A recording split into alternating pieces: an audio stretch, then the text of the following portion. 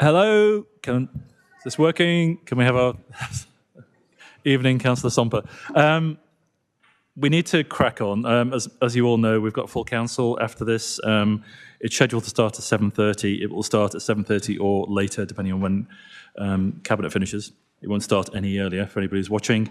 So the usual rules apply. You introduce yourself, make sure your phones are off, use the microphone, don't hold the microphone by the gooseneck. And that's it, really. So we'll crack on. So apologies. I do believe we have at least one apology. No? Councillor Robinson's not here, so I'll offer his apologies. He's on holiday. So if you could note that. Yeah, he's definitely away. He's not in the country. So item 2, the minutes of the meeting on the 25th of February 2025. They've been set out in the papers. Anybody have any issues with accuracy? No, I don't see anybody, so in which case I'll sign those later. Item 3, declarations of interest. We have 3 items on the agenda. Anybody got any declarations of interest on those 3? And to remind you, it's only Cabinet members who need to do that. I know we've got lots of people here that aren't normally Cabinet.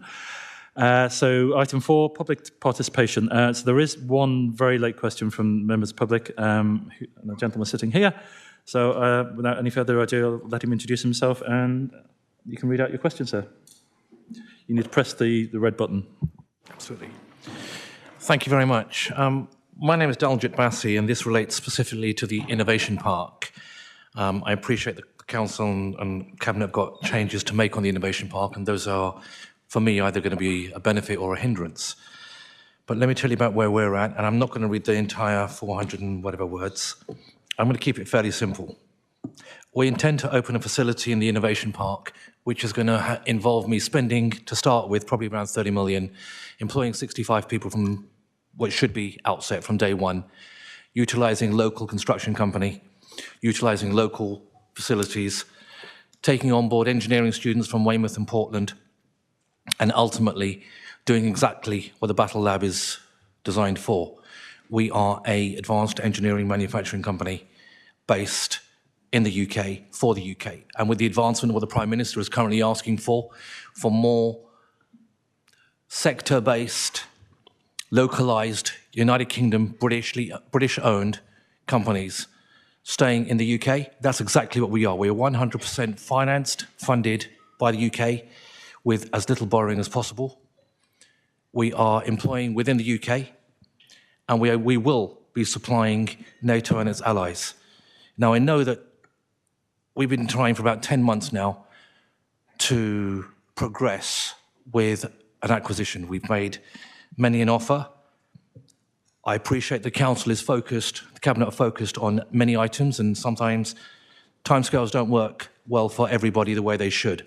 But looking at where we are today, what I would like to know is, are we wasting our time by buying and trying to acquire and establish a flagship facility? We're already doing one in Invern in Scotland. We're doing one in Wales. But for a Battle Lab, for a specific sector-based facility, we are looking at purchasing. We appreciate the Council may not be focused, ideally, on selling their land to us. We'd like to know, do they want to sell it to us? In a nutshell, we're bringing in economics, local industry, trade, supporting the UK forces, and doing exactly what the remit is. We are an AEM, Advanced Engineering Manufacturing Facility. Please, would the Council and Cabinet consider expediting and increasing their focus on what we're trying to achieve, or just tell us we're going to put 500 questions in front of you that are not going to be relevant, and we're not selling it to you, or tell us you are selling it, and let's get the ball rolling a little bit faster than 10 months of, well, we don't know if we're going to sell it to you. If you're not, a nice answer would be, why not? Thank you. And so Councillor Biggs is aware of your organisation and he will respond. Thank you, Mr. Bassi. Obviously, you haven't seen the detailed question, but I'm aware of your situation. There will be a full written response. It wouldn't be appropriate to effectively talk about commercial and confidence issues in a full public meeting, but you will get a full response, and I'm sure you'll be an offer of meeting officers of a senior level to see what we can do to progress things. Thank you. Thank you for attending. So we move on to the next item, which is questions from members. We have one question from Councillor Kate Weller, and it'll be answered by Councillor John Andrews. Thank you very much, Leader. Councillor Kate Weller, Rodwell and White Regis. Driving through Dorset recently, I've become aware of the number of large trees that have been cut down and removed from our roadsides. For example, along the A35 Wimborne bypass through Corfe-Mullen and on the A345 Dorchester to Weymouth Road. I have no doubt other members will have noticed other areas, as we are seeing an increased number of planning applications to remove mature trees. This is a worrying trend. I'm sure these trees have been inspected and deemed to be unsafe or requiring attention. My question is, what steps are we taking for the replacement of these trees? There was a policy of 2 trees planted for each tree removed. What's the policy now? Yeah, thank you, Councillor Weller, for the question. The A35 is a trunk road and is managed by Highways England, not Dorset Council. However, officers have seen the work that was undertaken and confirmed that it was felling of many dead elm trees and badly diseased ash trees and would have been carried out for safety reasons. The Dorset Council highway trees were felled on the A354 from Tesco's roundabout to Monkton Park were badly infected with ash dieback disease and had reached a stage where they needed to be felled for safety reasons, especially as these are next to a very busy road. The trees were all self-seeded rather than planted and will reshoot from the base. In addition, there are hundreds of seedlings growing on these verges, so the area will soon be repopulated with trees without us having to plant any more. Planting on these awkward verges would be very difficult, hence allowing natural regeneration to take place is a more effective way of regenerating and generating the established more trees. Thank you, Councillor Andrews. Do you have a supplementary, Councillor Weller? Not entirely satisfactory, but thank you.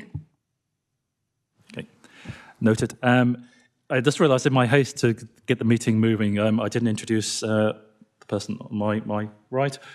So anybody in the room knows who he is. It's Sam Crowe. For those online, he's our interim chief executive and will be here for a while, or not, depending on how the interviews go tomorrow. We're interviewing for chief execs tomorrow. And there's 5 people. So moving on to our forward plan, I'm not planning to go through it unless anybody's got any comments. It's there in the papers. It does change fairly regularly as things get moved around. Anybody got any comments? No? Happy to move on. So the first paper as set out is item 7, which is the procurement forward plan report. This is for items over £500,000, and Councillor Simon Clifford's going to introduce it.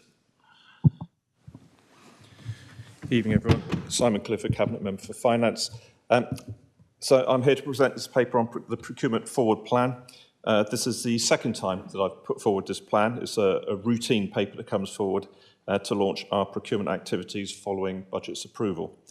It's presented twice a year, and any procurement that's proposed with a financial cost of £500,000 or more requires Cabinet's prior approval. So this is part of our checks and balances. The report provides notice of all planned procurement activities that need approval for the coming financial year, 25 to 26. I'd like to thank Richard Freed, who's here today and can assist me, who's prepared this along with his team. There's a considerable amount of work that goes into this, as I'm sure you can imagine. I'd like to thank the entire team. As you can see, there's a huge span of work that's involved, and some of the key points I just want to bring out are it shows the breadth and variety of work that goes on at this council, and I think it's really impressive. It has been for many years, but this is in particular, we're just looking at just the level and breadth of work this council carries out is fantastic and is something to be applauded. All the financial limits that we're talking about are up to, so they cannot exceed, and there are breakpoints which will give us flexibility during the course of procurement. As a council, we aim to procure efficiently and effectively and consider collaboration and frameworks across the public sector wherever possible. The focus is on obtaining value for money wherever we can in a proportionate and sustainable way. Our focus is on This new Procurement Act now takes on a new life. It takes over from a 2015 law. It's actually a 23 law, but it's only just come into being enacted. And I've got a short version and a long version. I'm going to keep the short version and then give the opportunity to answer questions. I'm sure there will be some. I take it that was a proposal, Councillor Clifford. And I propose a recommendation as written. Do we have a seconder?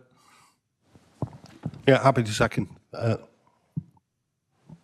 you want to speak now, or do you want to leave it to... Okay.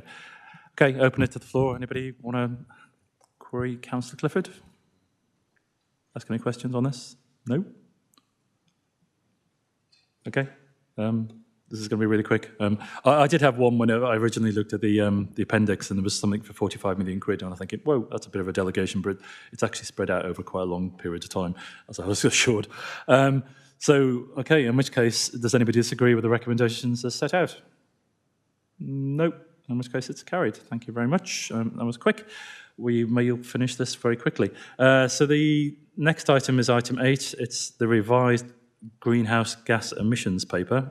There's a huge amount of detail in there. I do have an introduction, since it comes under me, which I will read out, if that's okay. So this paper responds to the new council plan commitments to bring forward our carbon reduction targets for the council and also the county to 2035 and 2045 respectively. So they're down from 2040 and 2050. It sets out the trajectories that would be needed to follow to achieve these revised targets and the key milestones needed for 2030, 2035 and 2040 respectively. It also highlights that there are activities that need to be accelerated. The paper also details the work that is needed to accelerate emissions reductions, and Section 7 in the paper sets out an additional £6 million capital programme for the next 2 years, which includes further transition to electric vehicles, decarbonisation of our estate, and the installation of more solar PV on our own buildings. These work streams focus on the Council's emission reduction, showing our leadership while helping us reduce costs and generate more of our own green energy. Together with the use of HVO, which is hydrogenated vegetable oil, in our large vehicles, we will achieve an additional carbon reduction of 20% and a return of about £485,000 a year in cost reduction, savings and income. It effectively makes the measures cost neutral. To complement this, Section 6 highlights the work to facilitate carbon reduction across the wider county to include continued delivery of support programmes and grants for homeowners and organisations through Low Carbon Dorset and also Healthy Homes Dorset. Development of a strategic Dorset Local Area Energy Plan, which is a LEAP, to stimulate investment in energy infrastructure, and also development of a significant investment opportunities to drive Dorset's green economy. And there are huge opportunities around the Dorset Council's area. Overall, this represents a measured step to accelerate our carbon reduction ambitions and also maximise both carbon and financial savings, as well as facilitating wider social and economic benefits for the county. Securing external funding, however, will be critical to achieve our ambitions, and in parallel, we will look to continue to look outside the council and work with partners to secure additional funding. So there's 4 recommendations in the paper on page 40. I recommend them all to council, and I believe Councillor Sutton is going to second me. Do you wish to speak, Councillor Sutton? Not really. I just want to say, I feel proud to be a member of the council that's willing to play its part in mitigating the existential threat which climate change represents. So, yeah, it's just pride really, and that extends to the predecessor administration as well. So, thanks. So we have officers in the room who could answer any technical questions, because I'm sure I can't. And so, has anybody got any questions? Councillor Jesperson. Thank you very much. Sherry Jesperson, Hillforts and Upper Tarrants Ward, and Shadow Cabinet Member for Environment and Climate Change. I have a couple of sort of related questions related to money. In paragraph 7.3, or paragraph in section 7, you talk about the capital spend of 10 million. Is this is presumably in addition to the 10 million that's already allocated? You're allocating now a further 25 million over 5 years. we're looking specifically at what you're going to spend in the coming 2 years. But the phrase is a key focus would be on bringing in external funding wherever possible. So my question is, given that all the government departments are having their budgets slashed tomorrow in the financial review that's coming tomorrow, and given that the DEFRA, where most of this money is coming from, is likely to be very hard hit with that, what will our position be if it turns out that there just is no external funding, or there is external funding, but it's not coming to places like Dorset? Because the work that we did previously, that we've done to date, was done on the basis of, I think it's £21 million of external funding, which is absolutely superb and excellent, and a credit to everyone who got that money in. But I wonder how confident we are that we will be able to do any of this work if it's predicated on external funding in the current climate. Thank you. I will defer that to, is it Anthony or Stephen's going to answer? Stephen Ford. Yeah, I'm Stephen Ford, Corporate Director for Strategy, Performance and Sustainability. So thank you for the question. I think there's a general acceptance that obviously there's a lot of news and media at the moment around the funding position that the various departments are finding themselves in. And who knows where we might be in a couple of years' time. It's very difficult, I think, to judge that. What I would say is that certainly historically, as you quite rightly point out, we have been incredibly successful at bringing in tens of millions of pounds worth of external funding. And we are aware, unless there is a real about face, that there are further Salix funding programmes coming online. We usually get, as officers, a sense of when things might be starting to go awry, just through conversations with civil servants and just those networks as well. And as far as we're aware, a lot of those funding programmes are still on track from where we understood that they would be. Of course, we don't have a crystal ball, and there may be changes at some point in the future, but we certainly think at the moment that a good proportion of what's proposed in terms of accelerating this programme could be sourced externally. And that's why this paper is looking at a proportionate capital ask of that 25, so it's 6 million in this instance, because we do think there's huge potential to look at external funding from elsewhere. And there is also the added benefit as well that with a lot of climate-related schemes, you can look at payback as well. So you can look at alternative funding mechanisms as well. So hopefully that gives some indication. Thank you.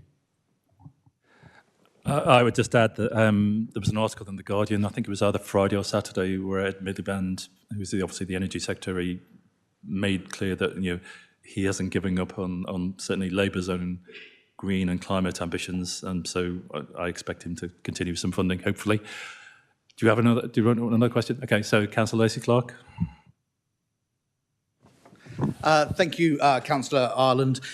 As somebody that was working pretty closely with this team and this particular agenda going forward, I was a bit surprised by the lack of numbers within this document, because I would be interested to know how much more it's going to cost Dorset Council as a whole for changing the target from the extra 5 years, bring it forward. Bring it forward in itself, brilliant, absolutely agree with that as an aspiration, but I'd like to know what cost that is to the taxpayer. And I'd also note that there's very little comment on the impact on the revenue budget. I can see the positives being put forward from the savings from not having to use our own electricity and fuel, etc. However, there are some pretty big costs as well when it comes to maintenance of these items, and also a number of man hours required to do the same job, because it's not always as efficient to do it with electric tools as it is to do it with standard gas-powered tools. And I noticed that none of that was in there. And so I was wondering if that information's going to be available and if it could be included on a future scrutiny report, because I know this comes to scrutiny, and it'd be great to see what those numbers are and how we are intending to offset them. And also, could I have some assurance that with the capital money that's going into it, we will use that to finish off some of the projects that for some reason haven't been completed yet?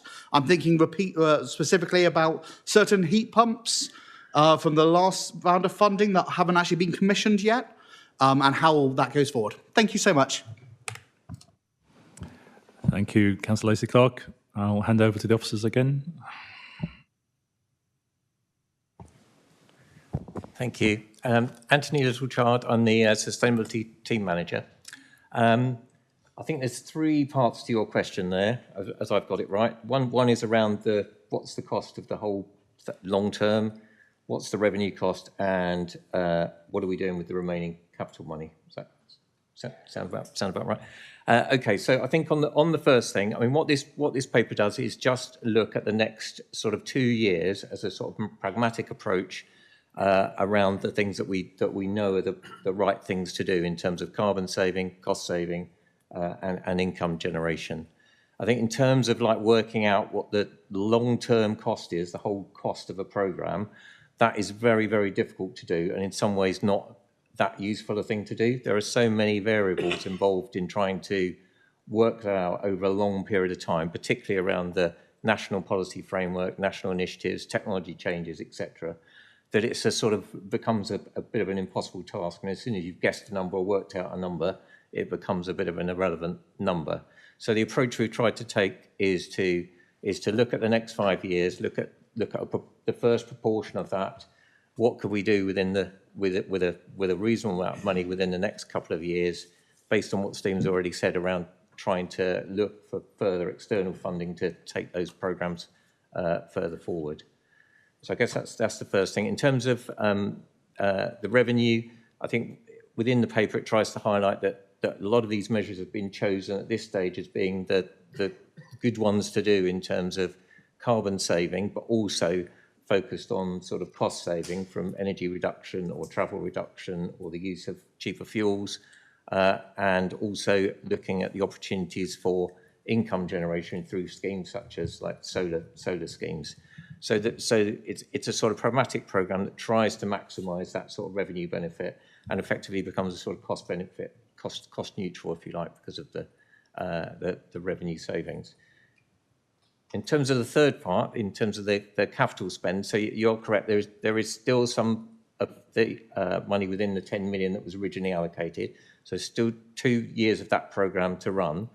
That has been already earmarked for projects, and this additional 6 million is to add to that over the next 2 years to sort of accelerate those programmes and to bring forward some newer, bigger schemes. So, for example, in there is already some money allocated to do some solar on our buildings, but we've identified there's an opportunity to do a really significant programme of work, and this would sort of add to that and enable that to come forward faster.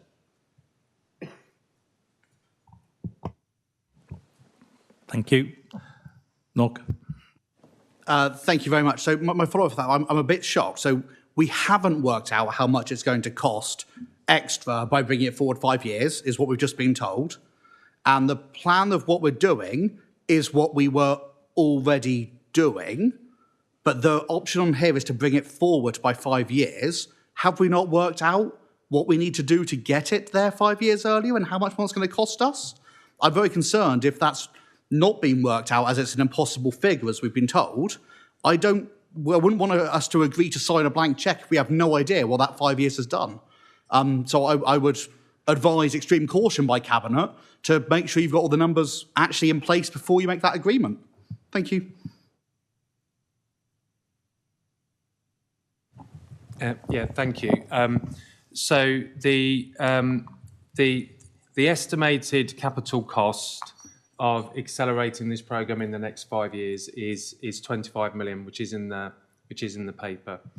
But along the lines of the response to the previous question, what we're trying to do, because we've been scarred before by trying to do longer term cost estimates I mean, when we set things in if you'd have said it in 2019 before COVID, or if you said it in late 2021 before what happened in Ukraine, for instance, prices are just so variable.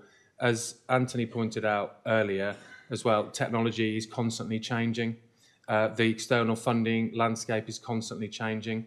And one of the real challenges I think that we took on board, both from the previous administration, but I think also when we went through the overview process as well, was that to the best of our abilities to try and look at alternative sources of funding to help accelerate this programme, and to be prudent and try and keep within relatively short funding horizons, so that we could be as accurate as possible. But there is an overarching figure of 25 million, which is in the report. It was also in the overview report as well. So that's the best estimate that we have.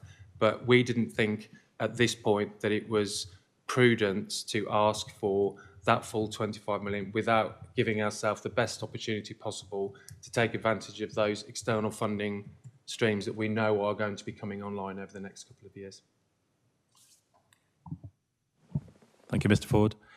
I think Kate Weller, Councillor Weller's next.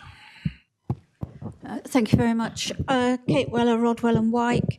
Call me cynical, but I'm just wondering why, given that funding is uncertain and the progress is difficult, and I support this totally in concept, but why are we reducing our targets and setting ourselves up to maybe not reaching them, when if we continue as we are, and keep going at this, keep giving it that incentive, we have an opportunity of reaching our targets ahead of time and being cheered, rather than setting our targets nearer and failing. And I know that that sounds cynical, but I'd rather overachieve than risk underachieving.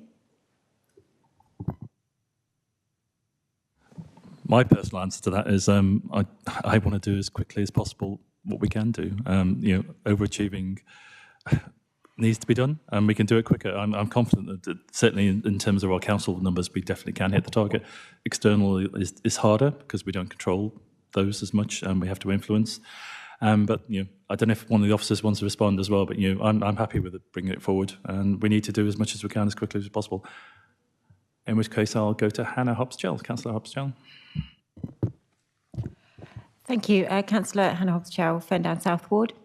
Can I just seek a bit of clarity or confirmation that our own council-owned social housing is also part of the building retrofit programme?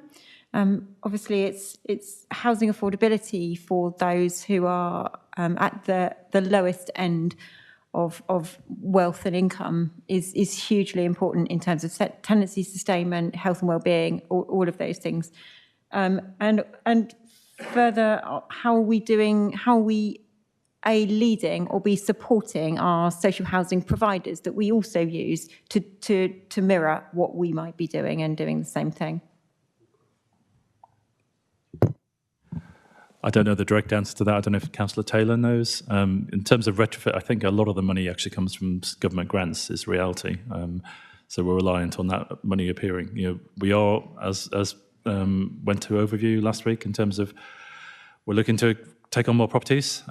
So yes, it's not in any way our interest to have properties that cost our tenants lots of money to heat. Councillor Taylor, do you want to say a word? Or, no. She doesn't. Mr. Littlechild's going to answer that. Thank you. Just to add a bit of an answer to that. So yes, social housing. So basically, the retrofit programme is looking across all of our owned assets. So potentially that could form part of that. In terms of what we're doing with the registered social landlords, we have in the past been helping them to access the money that's available through the government, and there's been a specific pot of funding just for that type of building. So we've actually sort of helped to bring them together and to get them to join wider consortiums within the Southwest so that they have a big enough sort of bid to put into that pot of money. And that was very successful in the last round. So I believe there's some more of that coming. Thank you for that answer. Can I clarify? You just said it could come in the. Is it in there, or is it for discussion?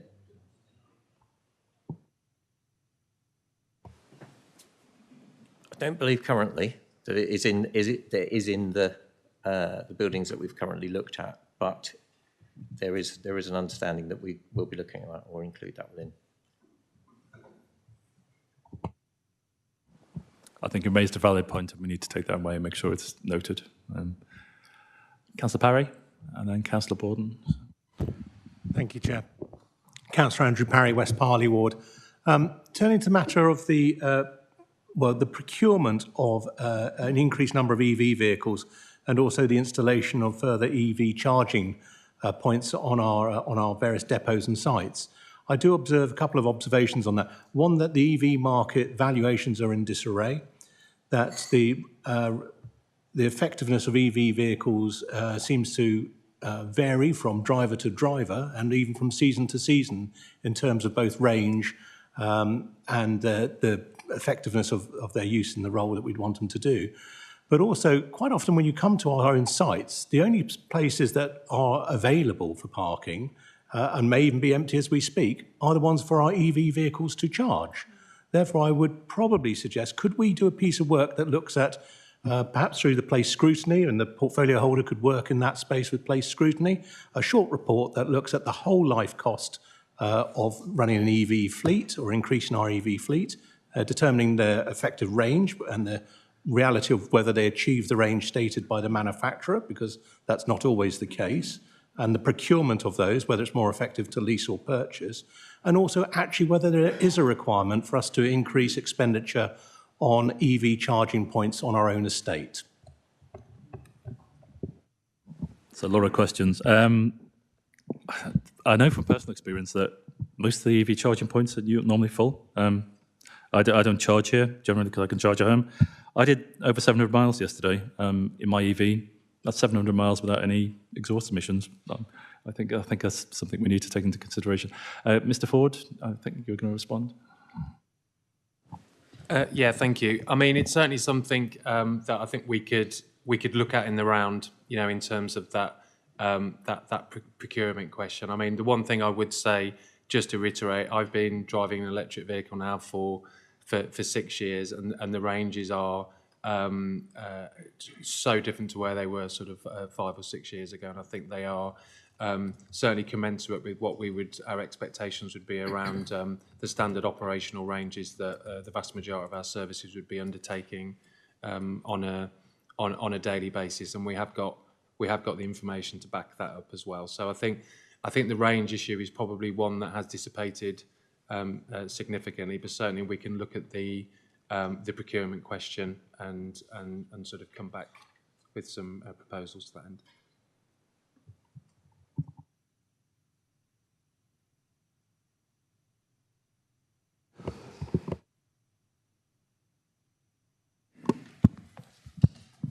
Oops. Thank you, Chairman. Linda Borden, Lyme Regis and Charmouth. So I think my question is going to be to what extent this policy has been able to take into account the most recent reports, because the World Economic Forum, not known for being radical lefties, discussed their global risk report at Davos in January. The report's compiled from insights from over 900 experts worldwide. Their global risks usually feature economic risks like economic downturns, inflation, financial crises, but this year these are ranked lower than geopolitical and environmental risks. And in their long-term 10-year horizon, 4 out of the top 5 risks are environmental, with the 5th being misinformation and disinformation. The other report was the UK Climate Change Committee's 7th carbon budget, which is looking at reducing carbon emissions by, I think it's 87% by 2040 rather. Sorry, I can't find the figures in front of me. So, and with 2024 being the hottest year on Earth since records begun, and we have been significantly impacted by severe weather all over the world, including in Dorset, the proposal showing increased ambition for Dorset Council is showing leadership that we need at all levels of politics, whatever our party allegiances and wherever in the world we happen to be. I'd like to quibble about some of the lack of information, but the important thing tonight is to agree the purpose and ambition. And I'm just wondering to what extent our newer targets do actually take into account the reports that have come out in the last couple of months, because everything is saying we have to act more quickly. Thank you.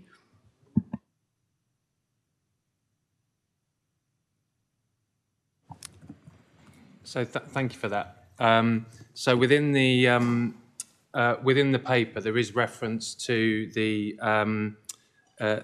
carbon budgets and the sort of international and national carbon budgets that we need to be holding ourselves to account to. So certainly in terms of the Dorset facilitation, the wider county piece, we are holding ourselves to remaining within those carbon budgets moving forwards, and certainly in terms of the UK's sixth carbon budget, that's what we've used for some of our for our forward projections. I think in terms of where we are with consideration of risk, again, that's something that from a sort of operational perspective now, we have raised the risks from a changing climate to be one of the key strategic risks now that could have a fundamental impact on service provision, resilience of communities, and a whole range of other issues pertaining to increased flooding, extreme weather events, and so on and so forth as well. I think at a programme level, we are now very much, and I think we've said this at overview before, we are starting to pivot to start to look at the implications of adaptation and how we need to start managing risk at a system level. So it's not just a Dorset Council issue; it's far wider than that. And we've had lots of conversations with councillors on this issue as well. I mean, Councillor Somper recently met with us about some of the issues that are being experienced, but there's been other conversations as well. So we are now acutely aware that this is becoming a critical risk issue, and we have to see it through that prism as well. So hopefully that gives some comfort that we are looking at it in that way. Thank you. Thank you, Mr. Ford. Is that okay, Councillor Borden? Do you want to ask something else? Just wondering, in the light of some of the other questions about the costs of taking action, have you assessed the cost of not taking action? Yes, yes is the answer, I think. Yeah, it's a fair point about resilience is really important. So obviously this paper is about carbon targets, but actually, the environment as well as the carbon emissions and, adapting to sea level changes, for example. Councillor Andrews will talk to you about Weymouth Harbour walls for quite a long time, I imagine, if you wanted him to. Councillor Bryan. Yes, thank you, Leader. Councillor Ray Bryan. I was the portfolio holder that had this under my portfolio, and I have to say that I feel as if I'm marking some of my own homework here, so I'm going to be very careful what I say. My concern is that we spent a lot of time over the last 5 years with the Executive Advisory Panel, which was cross-party, deciding on dates and times. I'm quite surprised. I can perhaps understand bringing the council's date forward because we control that. We can just spend money on it. That'll solve the problem. But I do wonder why we've gone from what is the national level at 2050 to 2040 and the cost that goes with that. Just briefly on costs, I think when we produced the original strategy report, the costs were looking at about I suggest Councillor Clifford closes his ears for a minute, because that bill was about 130 million.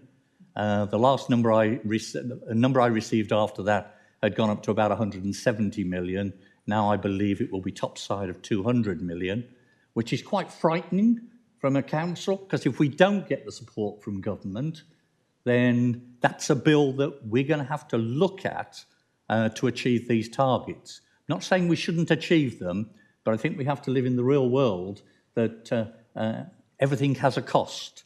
As I say, I'd like to understand the movement to 2040 when there's no movement either from the previous government or this government from the 2050 date as stated as national policy. Could I get an answer to that first? It's actually 2045, not 2040. We'll bring it forward to.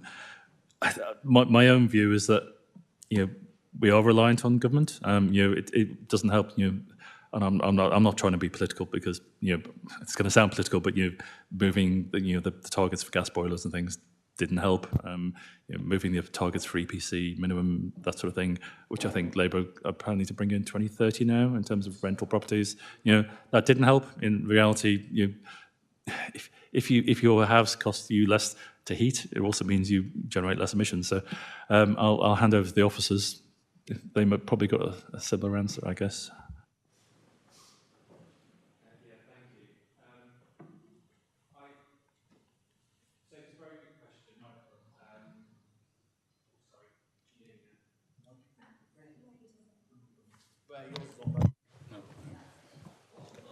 Can you hear me now? So thank you. It's a very good question, and it's absolutely right that what's called in the sort of the climate world the scope 1 and scope 2, in other words, the emissions that we can directly control. There is a significant amount of direction that we can give to those, and that's what this paper is looking at in terms of that that capital request. However, I would say that the vast majority of peer-reviewed work on the roles of local authorities in their area and how that they can drive reduction in emissions across their area usually suggests that it can be somewhere in the region of between 30 and 40% if there is a commitment to ensure that all of its policy levers, or the way that it procures, the way that it commissions services, the way that it looks at developing things like the local plan, the local transport plan, and a whole range of policy levers are done in a way that seeks to mitigate emissions through clever design. So there are ways and means that I think Dorset Council can start to accelerate that journey. There is also a natural, not a natural. There is a projected decrease in emissions anyway from decarbonisation of the grid, which is happening at I can't remember the exact factor, but Connor may know. But anyway, there is decarbonisation going on anyway, which we would want to capture as well. But also, I think there's something around what the role of the council is in terms of that facilitation role with the key emitting sectors around areas such as agriculture, homes, and transport, and how that starts to manifest itself in a leadership capacity as well. So there's no getting around it. It is obviously going to be challenging, but I think the purpose of bringing these forward is to make sure that to the best of our abilities as a council, we try to align things and use all of those levers at our discretion to try and bring that target forward. Thank you for the answer. I'll try and work with that. Moving on to another subject, obviously, as we try and decarbonise and reach these targets, the one issue that I've refused to talk about when I had the portfolio, but is still very much on the cards now. A number of councils bought carbon credits to achieve their targets. They're very expensive to buy, And I just wonder whether we have anything that we are looking at in purchasing carbon credits to enable us to reach these targets. I'm a little bit concerned as to the money running away before we really understand. I've always said technology will take over. And those who were on the EAP with me heard me say that many, many times. And we're seeing technology take over. So I think we've got to be careful that we don't do something that then will not look right because of the technology happening. I mean, we talk about heat pumps. People who I know have got heat pumps, if they had the chance, would take them out now because they're not as efficient and certainly don't reach the temperatures that my wife likes to have the house at. But I think these are important issues going forward, but I'd just like to understand whether we have any plan in the future to actually buy carbon credits if all else fails. Just to challenge you on heat, I do have a heat pump. I've had it for nearly 3 years now. Everybody says my house is really warm, and it does save me money. As far as I'm aware, I'm not going to ask the officers, but we're not planning to buy any carbon credits. You know, we are looking to sell things. You know, so nutrient credits and also BNG units in the future, and you'll see papers about that hopefully soon. You know, and I know you're really keen on hydrogen, Councillor Bryan. So you know, there's things coming down the line about that as well. So we've got Councillor Rezard, Councillor Christopher, okay, Councillor Monks. This is taking quite a while. Okay, Christopher, and then I think we'll probably draw it to a close. Okay, so Councillor Rezard, then Councillor. Oh, and Councillor Jesperson has jumped in as well. Okay, Councillor Rezard, you're next. Thank you, Chairman. I totally, wholeheartedly am behind this paper, and Beryl Ezod, by the way, from Wareham Ward. I'm an eco-warrior. All my house is electric. Everything I touch is electric. And I've got an electric car. I have had one for 5 years. Obviously, the EV charging network was very, very sparse when I started. Now it's grown exponentially, and you can go all over the country and not worry.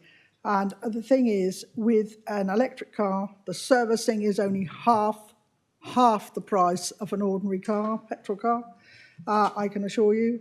And if you've got your home charging point, your charging is very minimal.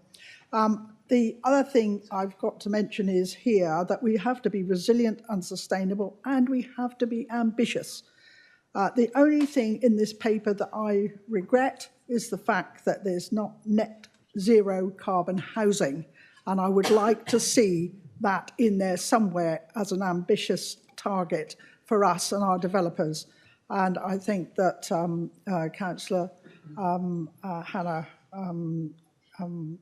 Chalmer Hobbs mentioned that, and that's the only thing that I would like to be in here. Is that something that you're going to bring forward in the next couple of years? Thank you. I think that probably lies in the local plan. I'm looking to Councillor Bartlett. Where is he at the back? So I know some other authorities have managed to get net zero type stuff into the local plan. I think I won't say it's a game, but if you can get it past the inspector, it becomes the norm. So we will be looking into things like that in terms of the local plan, but it's not obviously in this paper. But thank you for listing all the benefits of electrifying anything. Councillor Christopher. Councillor Christopher, Councillor for the Marshwood Vale Ward. Many people will have been concerned about vehicle tyres, which should have been recycled, have been sent to India and burnt. What assurances can you, Leader, personally give us that no used tyres from the Dorset Council fleet have been taken to India and burnt rather than recycled? What is the answer to the question, please? I don't know the answer to the question. I did see the article, and it is shocking. We shouldn't be shipping stuff to other parts of the world. We should be dealing with our own waste. I will take that away and find the answer to that. And if we find out we are sending it to somewhere else, we'll stop if it's anything to do with me. My supplementary is that should members be shocked that the leader doesn't know the answer to the question?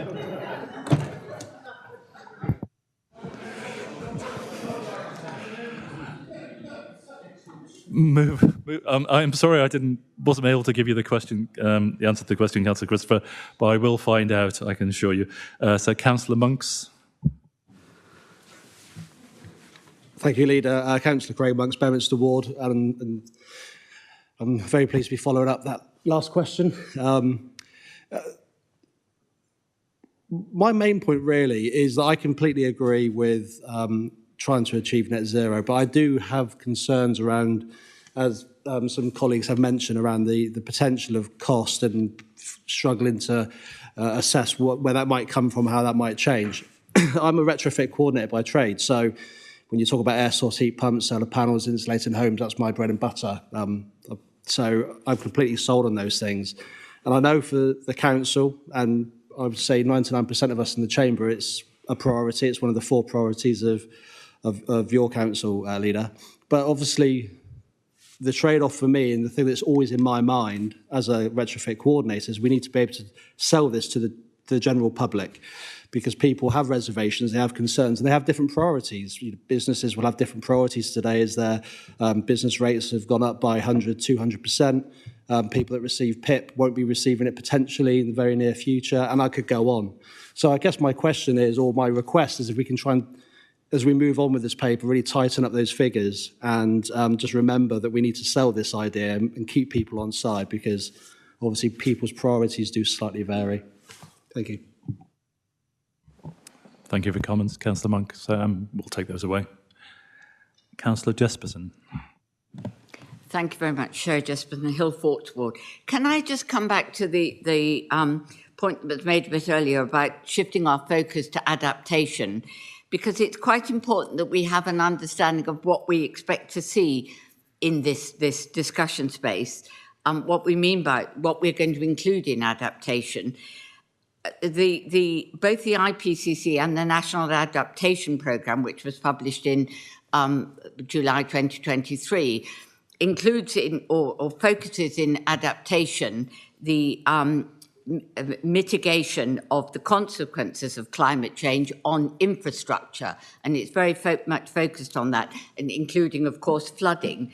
Now, the Met Office UK climate predictions from August 22 say that we can expect heavy rainfall events in summer will be more intense and will increase in frequency, and we can expect the severity of surface water flooding to get worse going forward. This is already what we're experiencing in Dorset, isn't it? And it can only get worse.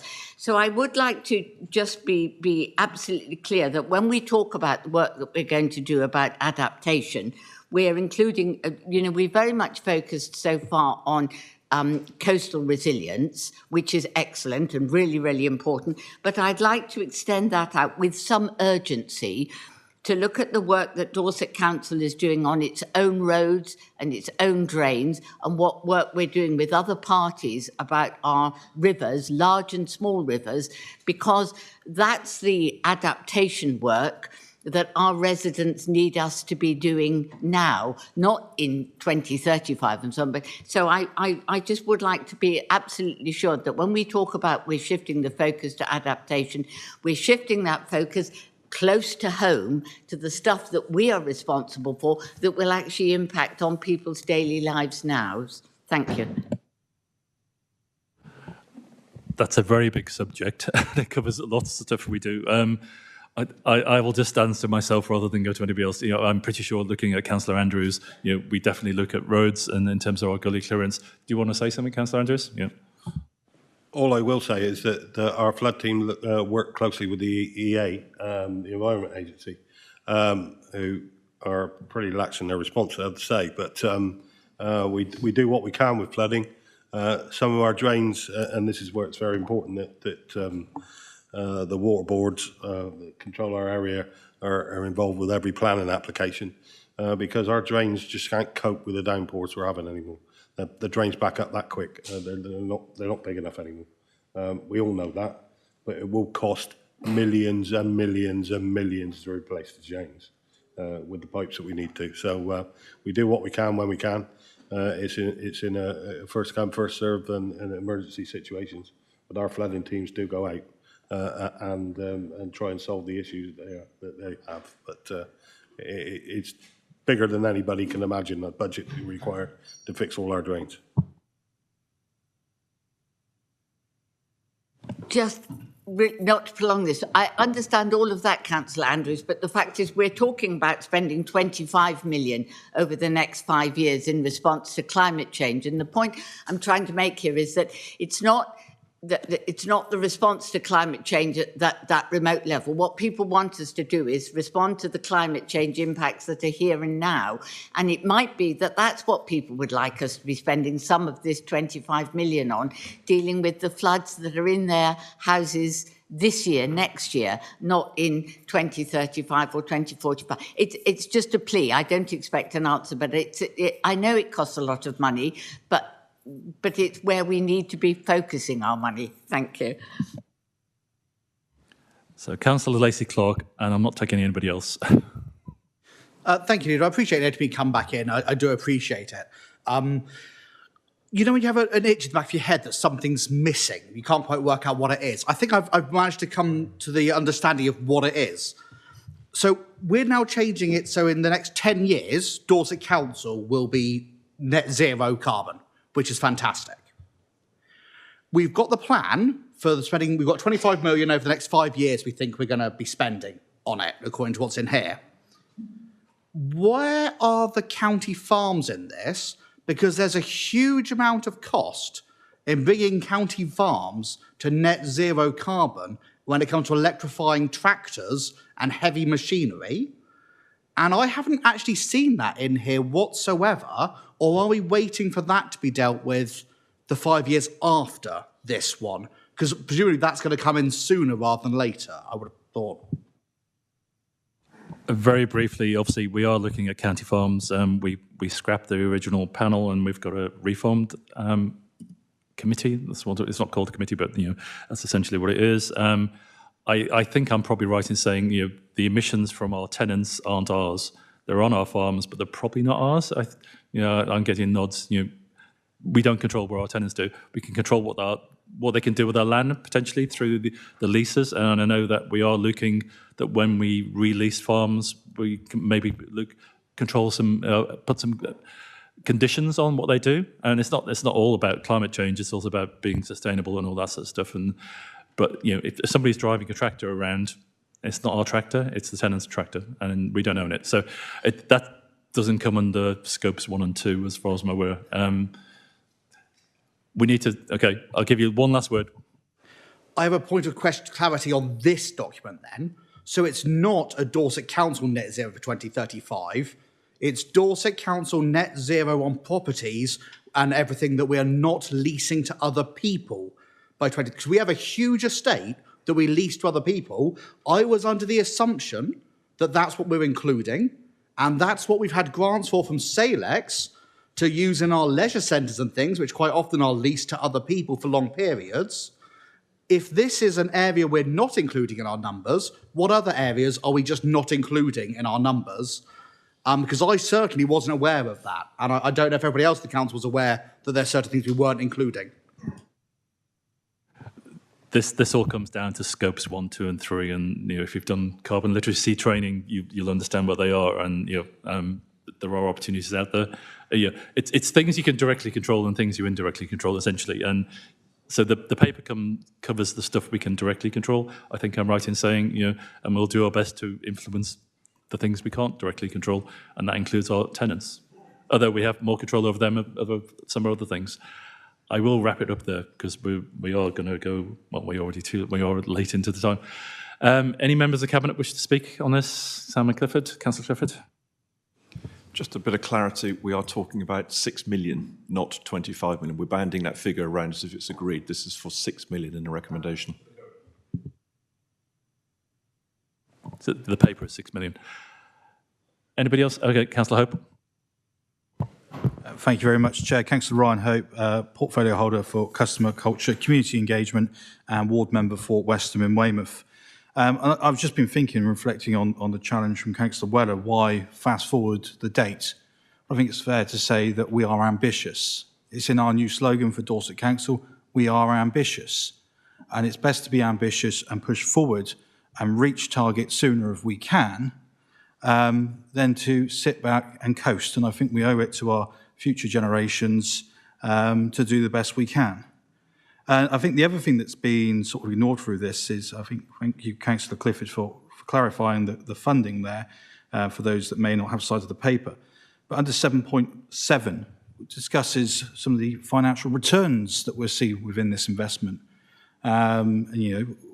Invest to save is the other thing. So the sooner that we implement some of these schemes, the sooner we actually start to see money back and recoup against that initial spend. So fully support this paper and happy to vote for it. And on that point, I'll ask, does anybody in the Cabinet disagree with the recommendations? There's 4 of them. Nope, not seeing anybody, in which case it's carried, and thank you. Apologies to Councillor Jones that full council is now going to be slightly late, but we'll crack on. So the next paper is to do with the Dorset Innovation Park, and Councillor Biggs is going to introduce it. Thank you, Leader. Yes, Richard Biggs, Property Assets and Economic Growth. And I'm delighted to have this paper before us today. This is quite an exciting time, I believe. Previously in Cabinet, we decided that we would go for an arm's length body, but we didn't have the detailed information behind that to present to you, which we needed to do some refinement to. This is what we've got here today. So this is the detail of the governance arrangements and some of the financial forecasting behind it. We've got 7 recommendations, which I fully agree with. We've got 5 appendices, which give the background to this. I hope you've all had a chance to read that in detail. I know Mr. Webster, who's been working closely, really hard with the activists who've been sort of developing these. I've been on numerous calls with him about this.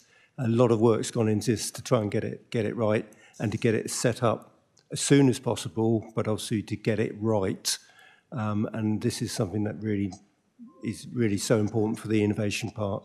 And so we can deliver things, and hopefully we don't have the situations where people perhaps finding difficulty in getting traction on site. And we hope to improve on those sort of things.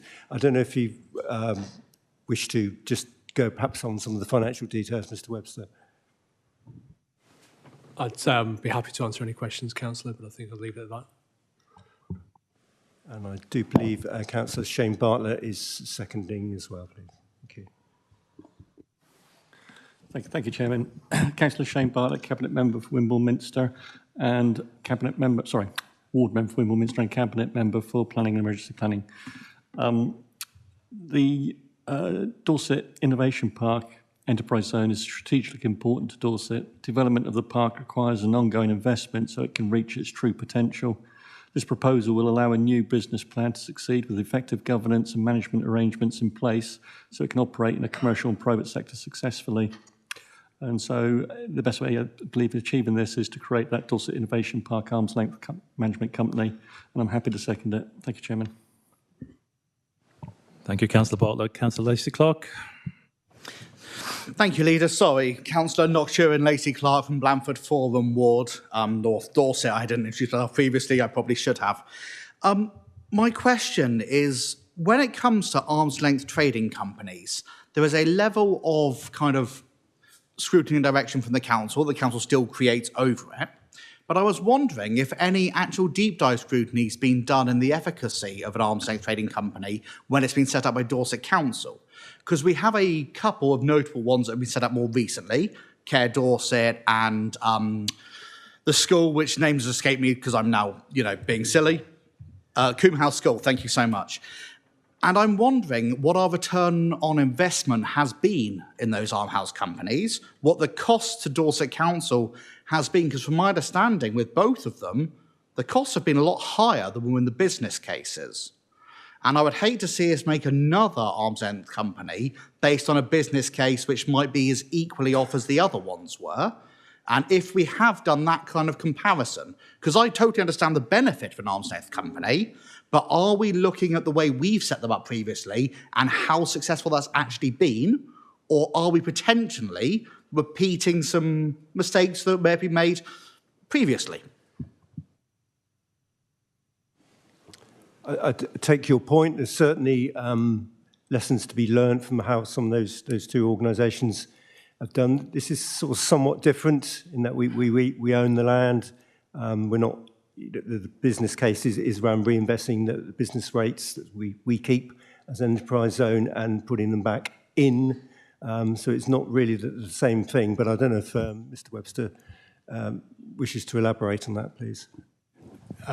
Yes, thank you, Councillor Biggs. Jan Britton, Executive Director for Place for the Council. We certainly have worked closely with our colleagues, particularly in legal services, to understand what's worked well and where we need to learn from those other trading companies that the Council has set up. But as you rightly say, this is a slightly different beast to those other examples. So there's some things we can learn and other things that are perhaps more different. This is quite a well-established model. We're not doing something here that hasn't been done quite widely elsewhere in the country. And it is perhaps pertinent just to remark that the decision to actually set up the arm's length company was made back in November. This is a detailed report on how we do it. So Cabinet have already taken that decision to proceed on this basis. This is the detail of how it's to be done.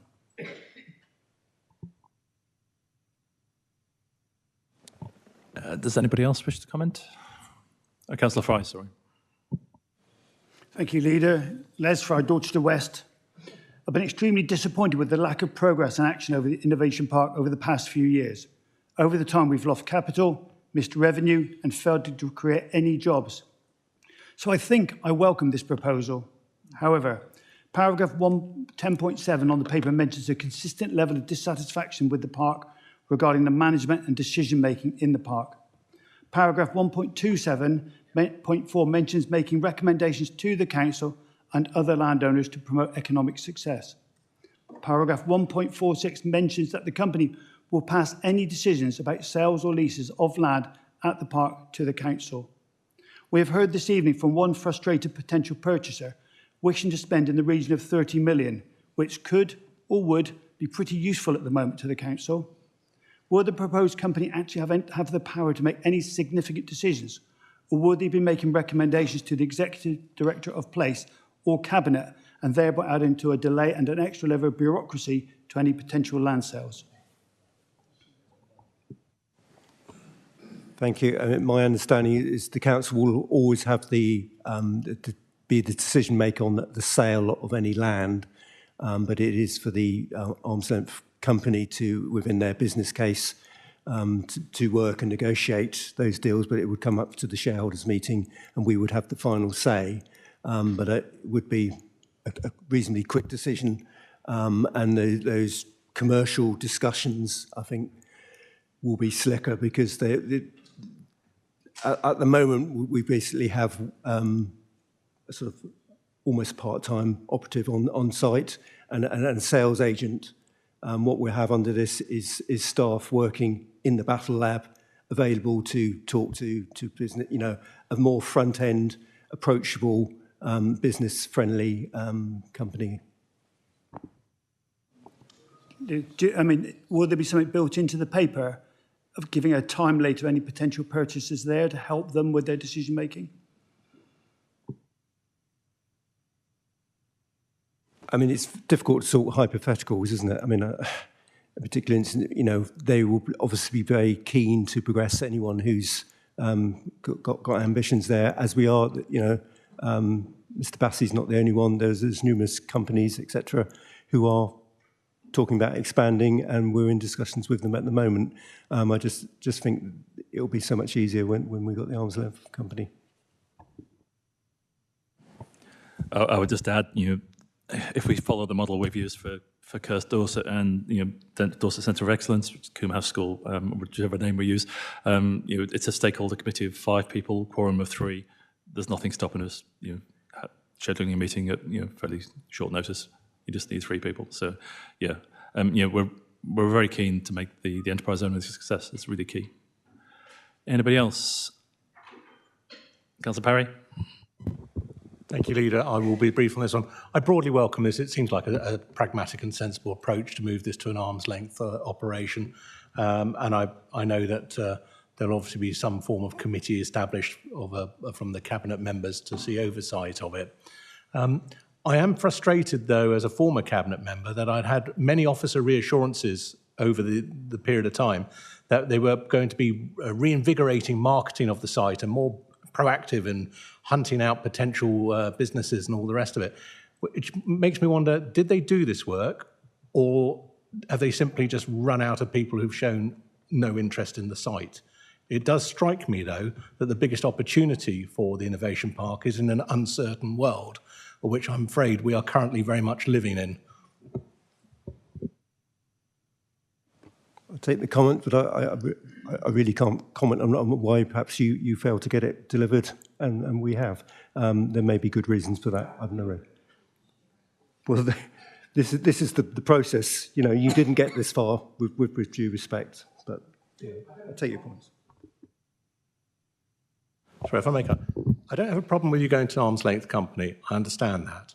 But what we need to do is to ensure, or we need some honest feedback from officers as to why, to date, the marketing of the site has been ineffective. It hasn't, for whatever reason, reached its full capacity and utilisation. And whatever framework we have for that, that needs the reason for us not achieving that to date needs to be understood. And I really do hope that we can see some sort of really effective marketing, ongoing monitoring going forward. Otherwise, we could be throwing good money after bad. So there's no vast sums of money being thrown at it, but the new arm's length company will be developing a business case to do just that. We want to see them actively marketing the site. You know, it hasn't been a success for whatever reasons. I don't know if the officers wish to comment on that, but I think, you know. Thank you, Jan Britton, again, Executive Director for Place. I'm sitting here scrolling through the report, trying to look for a reference in the report that actually says that to date, prior to this recommendation, the council's approach to managing the Innovation Park has been under-resourced, under-coordinated, under-invested. There is that admission in the text, but at the moment I'm struggling to find the exact paragraph reference. But Councillor Parry, I hear and understand your frustration. It is the case that this up till now has been treated as just another part of our property, not the strategic opportunity for investment in Dorset that it actually is. And this new approach with an arm's length company is intended to break us out of a business as usual mode into something more dynamic and more forward looking. So I hear and understand your frustration, and this is an attempt to address that. Thank you. One last time. On the response to that answer from the Executive Director, I think he needs to clear some time in his diary to meet with the previous Cabinet members who will voice their dismay at what we've just heard from him. Councillor Weller. Thank you very much. Councillor Weller, Rodwell and Wyke. Listening to what Councillor Biggs has just told us, Biggs and other members, but most importantly, the gentleman who spoke to us in public participation, he is apparently sitting there with money to invest, frustrated because we haven't given him a decision. Now, I don't really care who it was that didn't give him a decision. What I am frustrated by is that he hasn't been given a decision. Councillor Biggs suggests that there are other people keen to work forward on this, which would suggest that some marketing has gone on, but we haven't brought that to fruition. And meanwhile, that site is sitting there underachieving. And I'm sorry, Councillor Ryan, but Councillor Hope, you know, that's underachievement by whoever. If we've got ambition, I'd like a confirmation that tomorrow, Councillor Biggs, you will be on the phone to that gentleman and say, right, can we sit round a table and find out what it is you need and how can we help you achieve it if you've got all that money, and jobs where our young people will have proper skills and proper trades and reinvest and keep them in our county. Let's not risk losing him, losing any others that you're talking to. Councillor Fry is right. It has the potential to create wealth in our county, and we haven't been doing so. It has a baker's or something, or, you know, you can put a baker's anywhere. This is proper stuff. Let's do it. I'd like a reassurance that that's what's going to happen now. Whether we do it arm's length, which I have mixed feelings on, whether we do it arm's length or whether we do it in-house, let's flipping well do it. Thank you. It's really not appropriate for me to discuss individual applicants' commercial arrangements. There are reasons why there has been delays, and I can't go into them. It will be responded to, and there will be discussions to try and resolve that issue. But at the end of the day, we need businesses, we need to be assured that people who take a site are capable of doing what they say they do, and that's the key thing, because other people could go there and do that, and it's that chicken and egg thing. But yeah, it's not been fantastic up to now, and it needs to improve. And this is part of that process to getting a slicker operation in place. Thank you.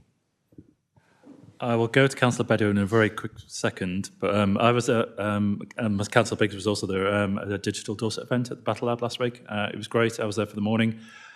I believe I'm right in saying, and I'm looking at the gentleman in the gallery, there was a really interesting presentation from a company called Jet, who is a local guy, essentially, has set up a really successful business I won't go into, but my understanding is that several years ago, 2 or 3 years ago, he wanted to take a unit in the Innovation Park, for reasons I can't go into, basically couldn't do it because we couldn't deliver.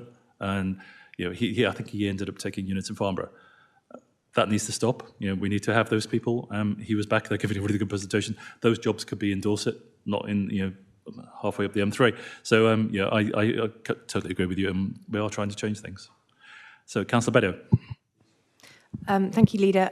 Laura Beddoe, one of the 2 members for West Purbeck Ward, where the Innovation Park is. First time I went to the Innovation Park, I was 4 for a Christmas party because my dad worked in the nuclear reactor. You could actually go and move nuclear stuff around with gloves through a big glass tank. It was crazy. But then I joined Purbeck District Council, and we talked about it in its various different guises, and it's been up and down, it's fair to say, over the years.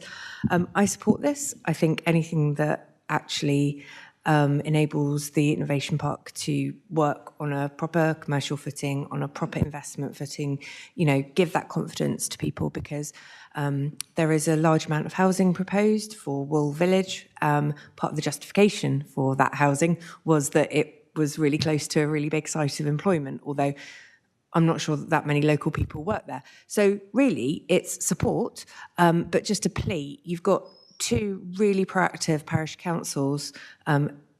One, I think the Innovation Park is actually in Winfrith Parish Council, but it's closer to Wool.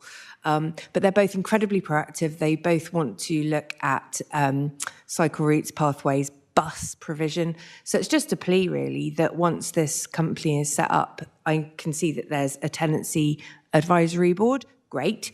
Can there be really, really strong liaison with the local community? Because people have seen its fortunes rise and fall locally, and there's a little bit of, quite a lot of cynicism, but there is a genuine desire to work with the Innovation Park and, you know, make stuff better locally. So that was my point. Thank you. So that issue of transport links did come up at the interim tenants board that we had on the same day as the Digital Dorset showcase. And we certainly take that on board, and we would certainly want to look at a shuttle bus service, perhaps from Bovington through to Wool, and work with the parish council, etc., to progress that. Thank you. Councillor Kimber. Thank you, Chair. I'll sit down here. Councillor Paul Kimber, Portland. This does deserve our support, and for years I've spoken about apprentices and apprenticeships, giving young people hope, giving young people a real future. Now, I just happened to be listening to the midday news today, and there was a youngster on there that had to try anything and everything to get a job, and it took him a long time. Now, I want to see opportunities for our youngsters and for the tremendous skills. You know, one of the great problems, and I think you was part of it, when we lost the naval base in Portland, we lost a tremendous amount of skills. And we've got to invest in the future, our young and our skilled workforce. So I hope you support this. Thank you. And get on with it. Thank you, Councillor Kimber. All I would say there's huge opportunities, especially in the green and blue economies going forward, and we're looking into that. Does anybody else want to say anything? Please say no. Okay, anybody in the Cabinet disagree with the recommendations as laid out? There were quite a lot of them, 7, 9, wherever. Yeah. No? Okay, in which case it's passed. Thank you very much. There are no urgent items. There's no exempt business, so we will close the meeting. I've been told we need 10 minutes to start. Is 8 o'clock too early? 8 o'clock? Okay. Very quick comfort break, that sort of thing. Thank you.